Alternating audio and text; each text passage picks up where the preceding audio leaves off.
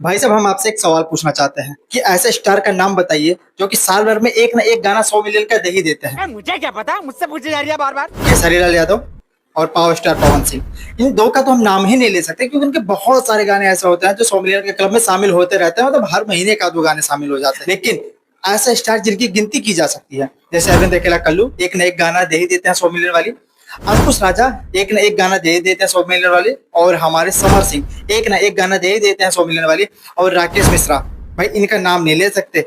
ऐसा नहीं कि ये बहुत सारे गाने देते हैं, ऐसा है कि ये एक भी गाना नहीं दे पाते।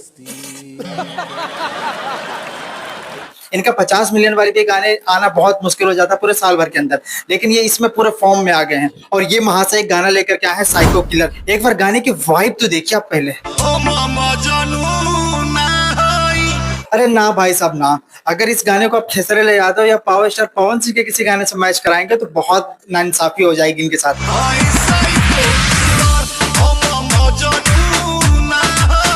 इनके गाने को कंपैरिजन कराना है तो किसी बॉलीवुड वाले गाने से कंपैरिजन कराना चाहिए, क्योंकि इस तरीके का गाना और गाने में जिस तरीके से अपनी आवाज दी है, जिस तरीके अपनी राग दिए है ना, आपको लगता है पूरी अपनी जो शक्ति है ना उसी में झोंक दिया है। और पावर स्टार पवन सिंह को भी ये लगता है कि पछाड़ते हुए नजर आ रहे हैं। इस तरीके की इसमें वाइब आ रही है और जिस तरीके इसमें आवाज है, जिस तरीके इसमें एक्टिंग है, जिस तरीके का इसमें मतलब प्रॉपर माहौल बना दिया गया है ना, लगता है कि ये जो इनका गनवा है ना उसको इसे कस के पकड़ करके 100 मिलियन वाले क्लबों में से घुस जाएंगे। कोई माइकल लाल नहीं जो उसको रोक सकता है। मतलब गाना इस तरीके से बनाया गया है, पूरा लगता है प्रॉपर मूड में पहले से ही थे कि इस गाने को 100 मिलियन वाले क्लब में शामिल ही करना है। और इस बार पूरा जमाना जो चलेगा और पूरा चर्चाएं जो होगी केवल राकेश मिश्रा और राकेश मिश्रा का। राकेश मिश्रा का चर्चा जो अक्सर होता था वो किसी विवाद को लेकर के ही होता था। किसी स्टेज शो के दौरान किसी के गाने पर परफॉर्मेंस नहीं करते थे इसलिए हो जाता था, किसी दूसरे को पोका पोकी कर देते थे इसलिए हो जाता। मतलब अक्सर विवाद के चक्कर में होता था। लेकिन पहली बार इनकी चर्चा इनके काम को लेकर के की जाएगी और बहुत ही अच्छा बात है ये, क्योंकि भोजपुरी में अक्सर काम को लेकर के चर्चाएं करना बहुत मुश्किल हो जाता है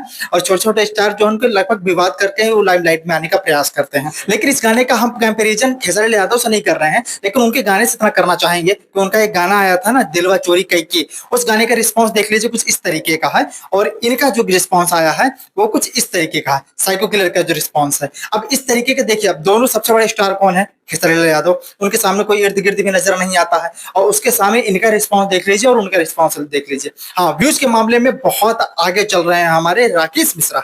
बस अब इस गाने में सब कुछ अच्छा अच्छा ही चल रहा है। बस एक तमन्ना और है कि ये गाना भी ट्रेंडिंग सेक्शन में आ जाए, क्योंकि चैनल भी ट्रेंडिंग वाला है और 22 मिलियन इस चैनल का अभी अभी हो रहा है। तो एक और खुशखबरी है कि 22 मिलियन भी इस चैनल का हो गया है और साथ ही अगर ये ट्रेंडिंग में घुस जाए, हालांकि ये सबको पता है कि 1 नंबर तक तो नहीं जा सकता है क्योंकि राकेश मिश्रा का है और उतना टाइप इनके नाम पर नहीं होता है, लेकिन हाँ ट्रेंडिंग में चला जाएगा तो कुछ अलग मजा मिलेगा, क्योंकि भोजपुरी का एक अलग अंदाज लोगों को देखने को मिलेगा। और ट्रेंडिंग में जाने के बाद अक्सर लोगों के पास बहुत जल्दी पहुंच जाता है, क्योंकि ट्रेंडिंग सेक्शन में बहुत सारे लोग हैं जो डायरेक्ट ट्रेंडिंग सेक्शन चेक करते रहते हैं, हमारे जैसे जो लोग होते हैं। और इस साइको किलर वाले सॉन्ग में राकेश मिश्रा के साथ साथ सृष्टि भारती का जो गाना है, उनका जो आवाज है वो भी एक अलग ही अंदाज में है और जिस तरीके से इस गाने को शूट किया गया है, इसके कैमरे एंगल की भी तारीफ करनी चाहिए। और एक चीज ये तो देख लीजिए कि इस गाने में जो भी अच्छाई या बुराई वो तो आपको दिख ही रहा होगा, लेकिन इस तरीके से और इस फॉर्म में अगर राकेश मिश्रा आ रहे हैं तो थोड़ी सी शॉकिंग तो लगेगी ये चीज। और इस गाने की अगर स्टोरी की बात करी जाए तो स्टोरी अच्छी है पर हमारे समझ में नहीं आई है। और दूसरी चीज ये है, गाने की जो स्क्रीन प्रेजेंटिंग है वो भी बहुत ज्यादा अच्छा नहीं है,